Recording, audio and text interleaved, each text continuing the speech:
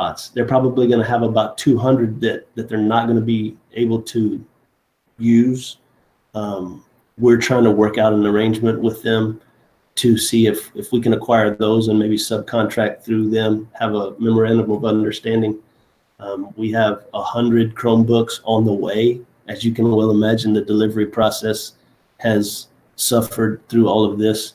These Chromebooks were actually ordered before the COVID-19 heaviness hit. So the delay was, I mean, we're about a month behind when we expected to have these put in place. Our special programs coordinator, Ms. Beadle, was able to, in conjunction with Mr. Garza, our technology director, we were able to get hotspots ordered that will be placed at the elementary and the intermediate campus in the parking lot. So parents will be able to pull up in their cars and have access to Wi-Fi that may normally be a little slower. I know it's not conventional. It's not designed to where you pull up, do your homework in the car. It would be pull up, download the assignments onto your computer, go home and work on them, then come back and upload them. If that made it easier in terms of your connectivity. The hotspots that we were trying to partner with the other school district, I actually drove out to Bigfoot Community Center, had great signal there.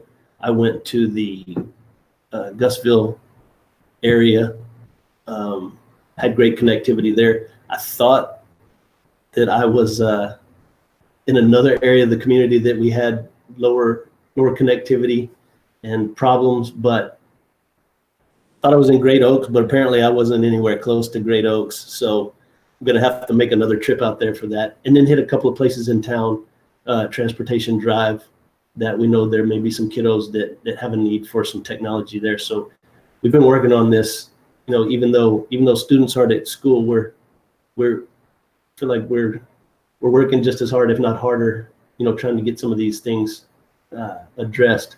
Number 4 is maintain highly qualified teachers and retain staff. Well, as you know, today is contract recommendation day. And yesterday morning, well, actually, I believe it was this morning, sorry, this is how the day's been going, visited with Region 20 to establish an accountability system training. My goal for the principals and the APs and the department heads, I told them, was by August 1st, I want them to understand the accountability system of Texas to the point that they could go to any non-education employed person and explain it in a way that that person can completely understand it. Because for us to start making moves from great to being greater is having an astute understanding of the accountability system and how this works. Obviously, that, as we said before, that doesn't define our students, but that's a big part of how our school is rated, and our financial status is viewed through TEA. Number 5 is increase trade career opportunities and continue to develop enhanced technology resources for all students.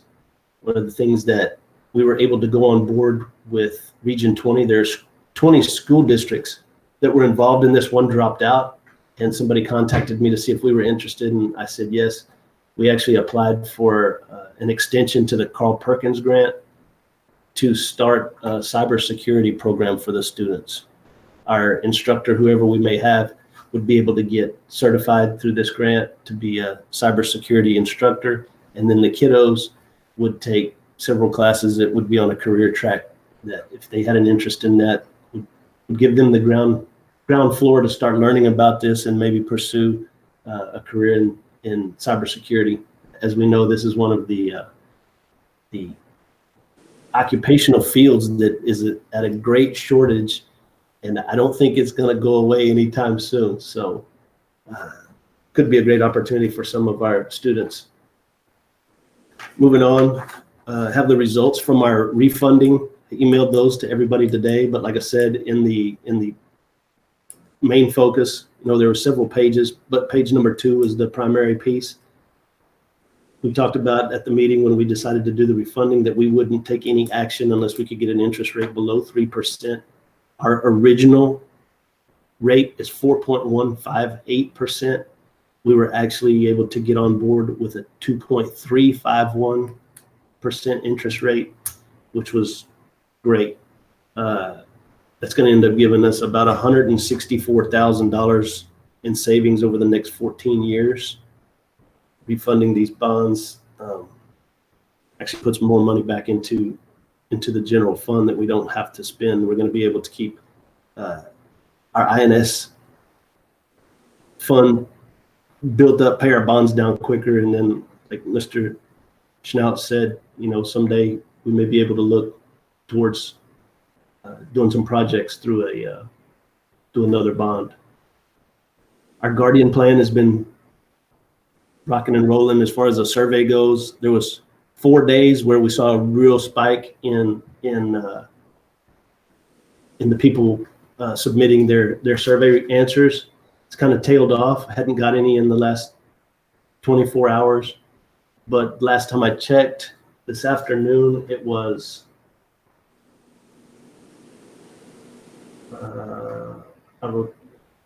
we had 569 responses. Of those, 502 are community members. The other non-community members either showed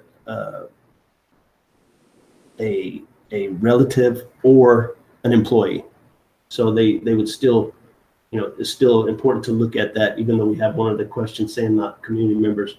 So at this time, out of the total 569, we have 88.73% that would support the Guardian program, and 11.27% say that they are not in favor of the Guardian plan. So as we move forward, we can continue talking about this, but the survey shows more than a majority of the respondents are in favor of the Guardian plan. As far as COVID-19 goes, graduation, like I said earlier, we're going to try to start focusing on that. One of the things that the admin team and principals have talked about was, if we are still going to plan, our intention for sure is to have the walking, talking graduation. It might be ideal after the commissioners meeting tomorrow to tentatively come up with a date. If it can't obviously be in May, if that's something that we're told that's just not going to work, then, I'm just speaking, and anybody in the meeting or anybody that's listening, don't take this, I'm just being random. Maybe we say June 20th, and that's the date that we set.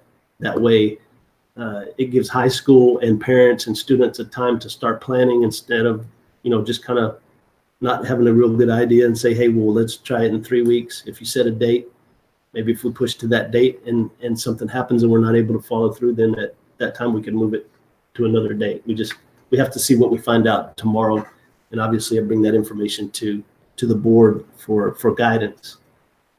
The last piece that I have is our remote learning guidelines that you guys got to, you were able to review. Those were released. So far, I haven't heard any principals call worried, fearing for their life, and telling me that the teachers are ready to eat them up. So I hope that we came up with a good document. We tried to be as collaborative as we could and include as many people as we could, so that we could address the needs of everyone. I'm hoping that was a successful venture. We'll find out, either that or everybody's just silent and they don't want to say how much they hate it. So we're still trying to maneuver through this. We try to get better every day. Anytime that somebody brings up an issue that they feel like needs to be addressed and something that we can do better, we tell them, call me, tell us about it. Let's have a meeting. Let's address this. So hopefully we're doing our best to meet the needs of our students. And that's all I have. Any questions? For sure. This is Chris Davis. I have a comment for you. I received a text from a parent when the remote learning overview went out, and I just wanted to share it with y'all and all the other administrators that were involved. It says, I'm not sure who came up with this, but I think it's awesome and fair. If you had anything to do with it, thank you. Specifically the GPA and the class rank calculations part. So anyway, of course I took all the credit for it and said it was my idea. But anyway, passing it on to everybody, all the administrators, y'all did a great job. And I think the community is appreciative of it. So that was just one text that I received from a parent. Thank you. I know the principals, if they're listening, they included all of their staff, and I mean, it wasn't a sit down and Daryl and I write it in 5 minutes. It was a process, but that's what I hope shows transparency and collaboration. So it was definitely a group effort. We appreciate that. Does anybody else have any comments they'd like to make? Okay, we will move on to the next couple of agenda items. I'm going to call out each one of the next reports that we have had that we reviewed. I'll just call each one of them out, and then if you have anything you would like to address on any of them, please speak up. Our Assistant Superintendent, Daryl Wendell's report, our Director of Student Services, Don Schneider, our Director of Special Programs, Abigail Beadle, and our Director of Special Education reports, Valerie Jockstra. Does anyone have anything to say on any of these reports?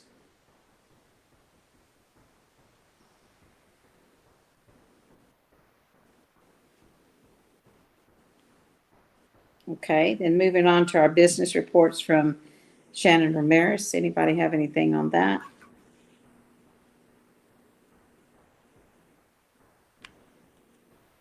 Now we're moving to our principals reports. As you notice, these are different than our normal reports. Pretty concise. Does anyone have anything they'd like to say about them?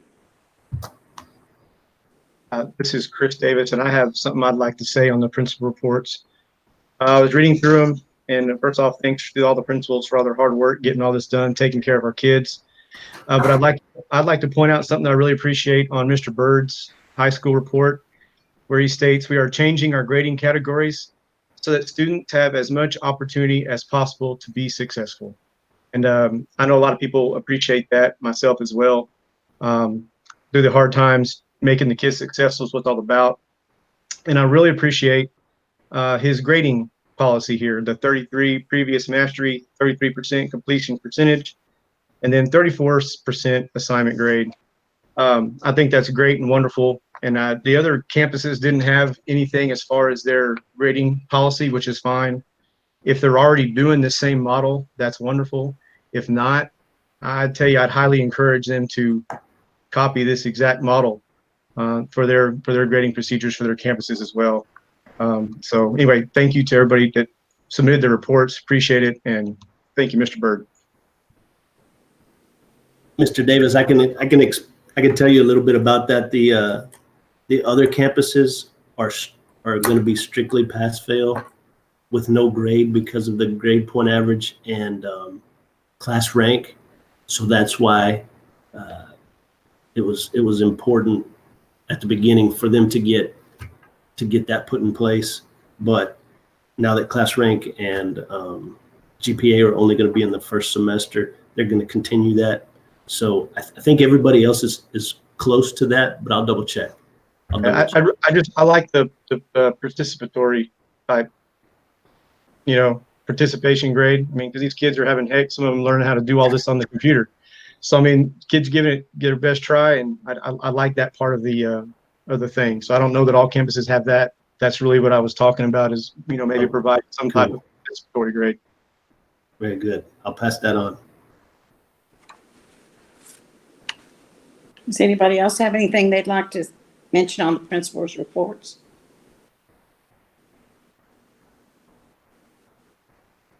Okay, then we'll move to the director's reports.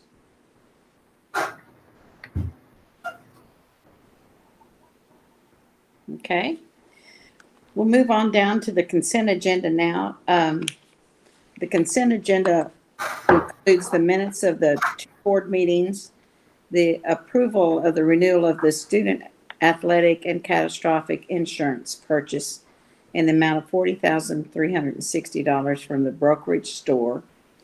I need a motion to approve these unless there's a question on them at this time. Madam President, I move to approve the consent agenda as presented or as stated. Okay, I have a motion by Carl and a second by Carrie to approve the consent agenda. I'm going to call roll again for your approval or disapproval of the motion. Henry Moreno, Yay. Carrie James, Yay. Carl Brown, Yay. Philip Fitch, Yay. Renee Frida, Yay. Chris Davis, Yay. and myself. That vote carries 7-0. Now we will move on to our action items. The first action item we have is to consider and take possible action to approve the food service contract with Southwest Food Service Excellence. And we have a presenter, Anna Tarpley, who I believe is online with us. Hi, if I may, Anna is on a couple of other video calls. There's a lot of board meetings this evening, so do you mind if I take the floor? Okay. So would like to let you guys know today we did 164 meals on 4 different sites. So we did open 3 new sites today. The Bigfoot Post Office, that housing development by Viva Zapata, and the Old Independent Grocer. Our highest number since we began feeding for COVID has been 289. So in March, we had a grand total of 4,638 meals go to community students. And so far, this month alone, we've had 4,921. So we're definitely going to surpass that first month's totals. Along with, I just want to give a big shout out. We've been able to keep all 8 district employee staff members in the cafeteria on board with us, and we rotate their labor so that we're not all working super close together. As much as we'd all love to be together right now, we just have 3 people coming in at a time to get those meals served out. And we have done a hot meal every day for our kids. So along with that fantastic work that they are doing currently in the cafeteria, getting these emergency meals out, they also passed an administrative audit review this winter. They've rolled out new menu items such as the wings and the power packs that our kids love. And they've just done some amazing things on the culinary end, and so we couldn't be more excited to go into a new school year. This year alone, we also did several community farmers market style events, as well as a roving chefs paired with the Musical Sprouts program at the intermediate, and that was a big hit. So we hope to do that again in the future as well. So if you have a chance to look at your contract, you'll notice a couple of things. We are expecting an increase in reimbursement from lunch of $72,000, of breakfast of over $3,000, and an increase in a la carte as well. You will see that there is a revenue increase, the proposed meal rate going up from $2.92 to $3, and that's just to offset the cost of living. And that information from the Department of Labor is in that renewal packet.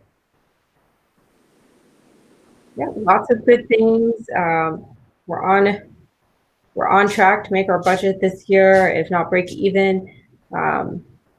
This budget was created based on 172 serving days, an enrollment of 1,983, which is what we had currently going before we left for the break. Does anyone have any questions? Does anybody have any questions for Jamie? Okay, if not, I'll entertain a motion then, please.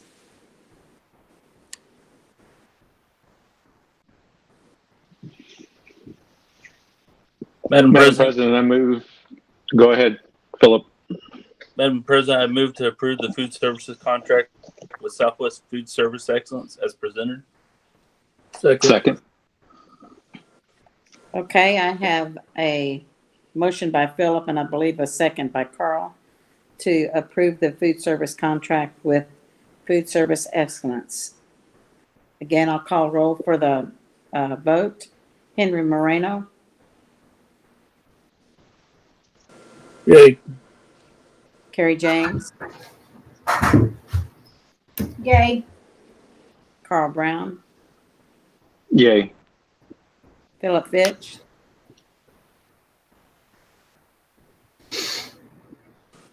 Yay. Renee Frida, Yay.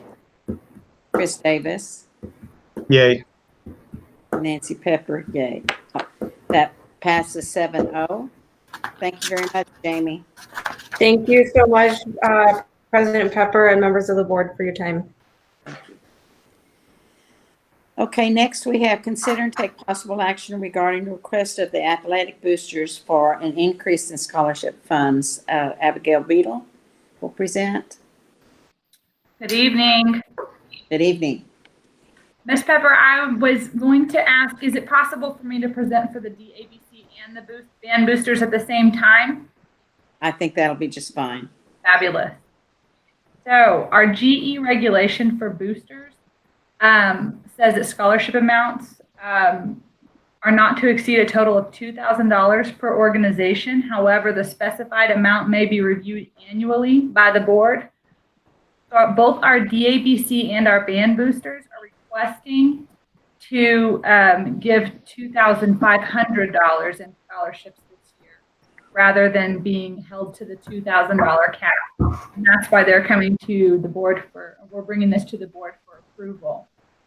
The DABC would like to award 20 scholarships to graduating seniors using $2,500. The band boosters had not had the opportunity yet to review scholarship applications because of the COVID-19 pandemic has kind of held that process up a little bit, but they are sure that they would like to use some of the extra funds that they have and that amount of $500 to go to scholarships for graduating. So they asked that we go ahead and bring this recommendation to the board, or bring this consent agenda item to the board and request that the board grant them the opportunity to rise above the $2,000 cap and give away $2,500 in scholarships. So both groups are requesting the same amount. They're both requesting to give $500 more than the $2,000 cap. Okay. Does anybody have any questions for Abby? Okay, I think we could take care of this if whoever makes the motion will approve an increase of $500 to each of the athletic boosters and the band boosters.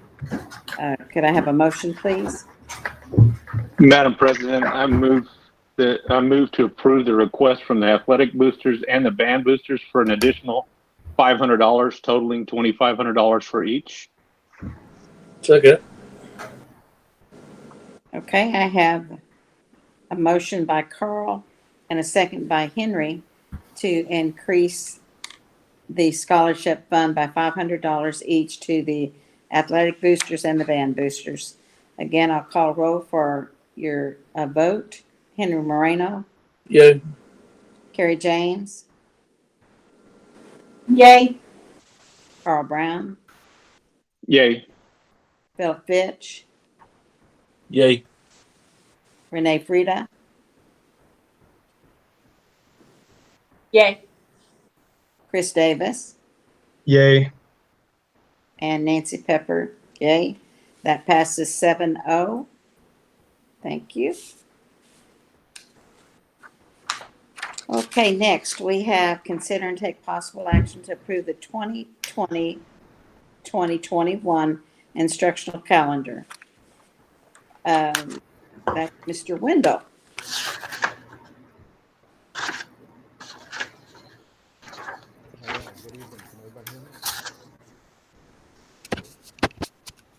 There you are.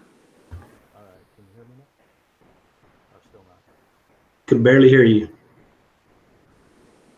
All right, that better? That's much better. Okay, sorry. Had to take the headphones off. All right, we got the 2021 calendar. We ended up taking this to DIC, started playing around with it back in January, used our current calendar that we've got this year kind of as our starting point because a lot of the same holidays, everything else is in place. From there, took it to DIC, committee members made recommendations, comments, took it back to their campuses, made more comments. From that, we ended up making 3 more calendars that became kind of the basis of what we started looking at. Miss Beadle ended up after all the COVID-19 stops, we weren't able to have our DIC meetings as we were originally scheduled to have. So she ended up putting together some of these meets, like what we're doing right now. She also put out a survey to all the staff at all the campuses, along with the members. When we came back, they ended up recommending calendar B, which is the one that you have before you. A lot of similarities to the one that we currently have. All our major federal holidays are in-service days for us.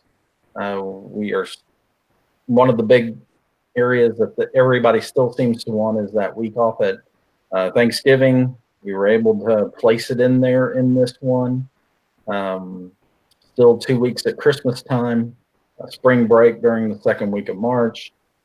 The Good Friday holiday, we were also able to do the Friday in January for the youth show, as we've been doing, not able to do the 2 days. And then still end in May, which is still seems to be a big portion, something that's very important to people. So we were able to finish with 172 days and 77,100 minutes, which were required to have 75,600 minutes. So we're above that.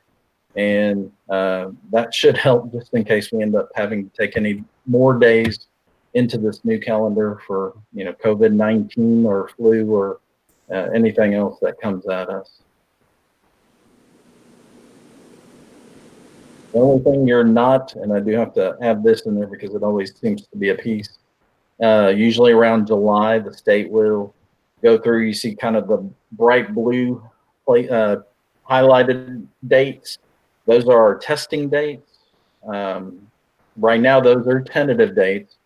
They've usually changed them on us in July, August is when Ms. Snyder will end up getting updates on that. So those dates wouldn't be what we're voting on because those could end up changing and that'd be more of a state. Doesn't change. The only time we would bring it back to you for an amendment would be if we had to change a holiday or needed another day out at some point. But otherwise, this is the calendar that we're recommending to you. Gerald, would you mind repeating for me again how many days and instructional minutes that is? 172 instructional days and 77,100 minutes. Okay, and we're required to have how much? 75,600. Okay. All right, thank you. Does anybody have any questions for Daryl?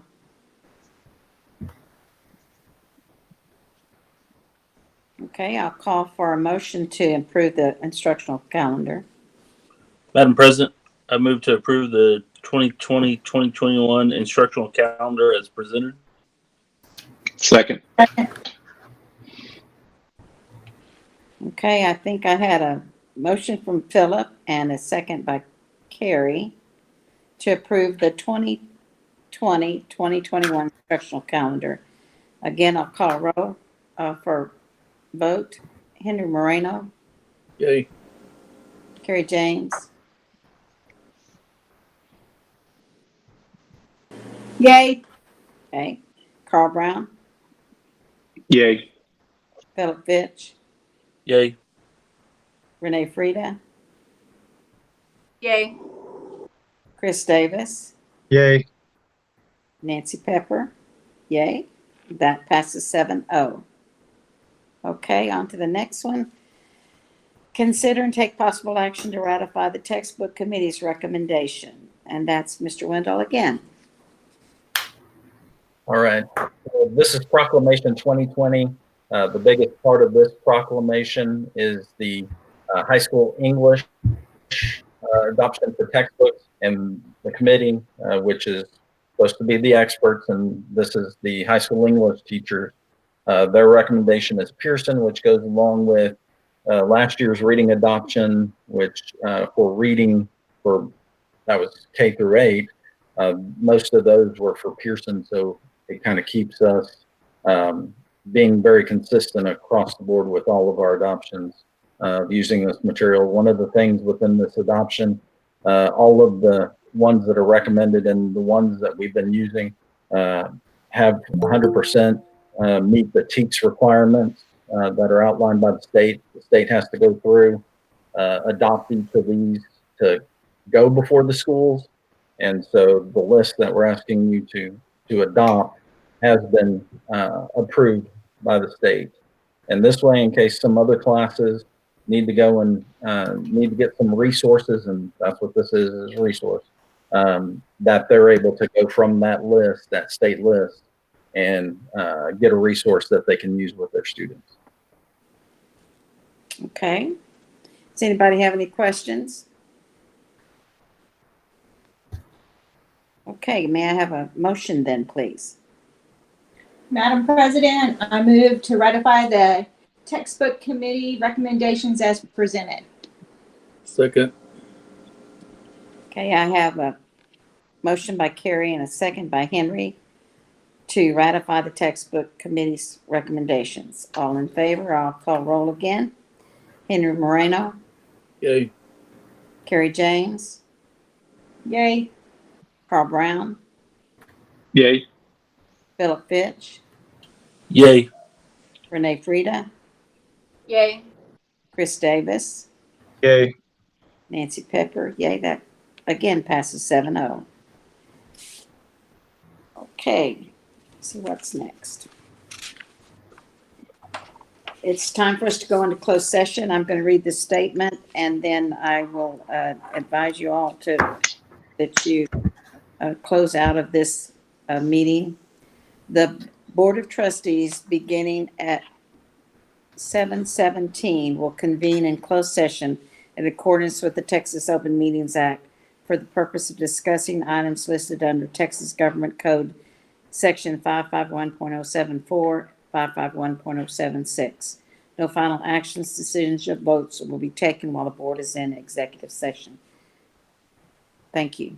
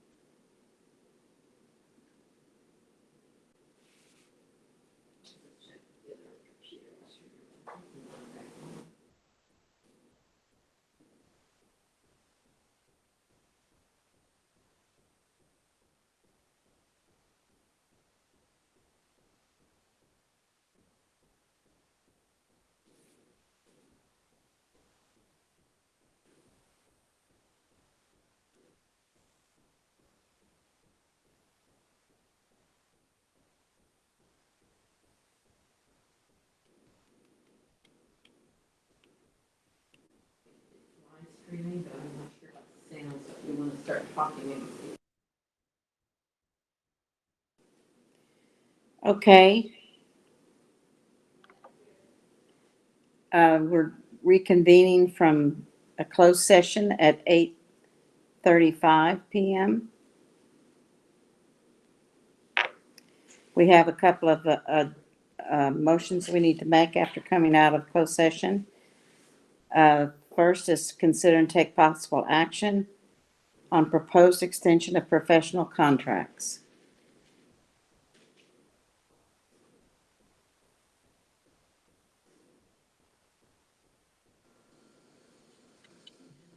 Could I have a motion, please?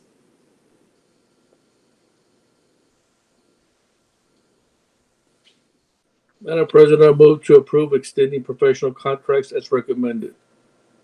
Second. I have a motion by Henry and a second by Carrie to approve extending the professional contracts. I'm going to call roll again for vote. Henry Moreno, Yay.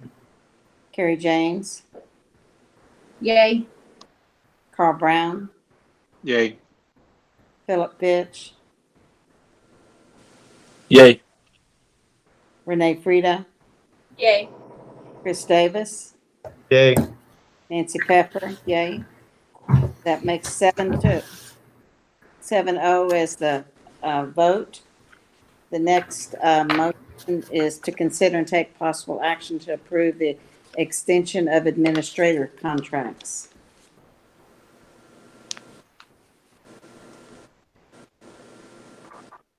Madam President, I move to extend administrator contracts as recommended by the superintendent. Second. I have a motion by Carrie and a second by Carl to approve the administrative contracts extensions. Again, we'll call for vote. Henry Moreno, Yay. Carrie James, Yay. Carl Brown, Yay. Philip Fitch, Yay. Renee Frida, Yay. Chris Davis, Yay. Nancy Pepper, yay. That's 7-0. Now we have a recommendation to approve hiring some staff. Could I have a motion, please? Madam President, I move to take action to hire the following professional staff: Tiffany Valencia to teach science, Tracy Carr for the position of counselor, and Kendall Velasquez to teach ELAR. Second. I have a motion by Henry and a second by Carl to hire these three individuals in the positions mentioned. Again, we'll call roll. Henry Moreno, Yay. Carrie James, Yay. Carl Brown, Yay. Philip Fitch, Yay. Renee Frida, Yay. Chris Davis, Yay. and Nancy Pepper. Yay. That's 7-0. Okay, I think that takes care of any motions we have tonight. To have a motion for adjournment, please. Madam President, will we adjourn? Second. Okay, I think I heard Henry as moved to adjourn and Chris to second. Again, Henry Moreno, Yay. Carrie James, Yay. Carl Brown, Yay. Philip Fitch, Yay. Renee Frida, Yay. Chris Davis, Yay. Nancy Pepper. Yay, 7-0. We are adjourned. Thank you very much, everybody. Thank you, Ms. Pep. Thank you, Mr. Grandjean. Hey, have a good night, guys and girls. Thank you. Good night. Good night.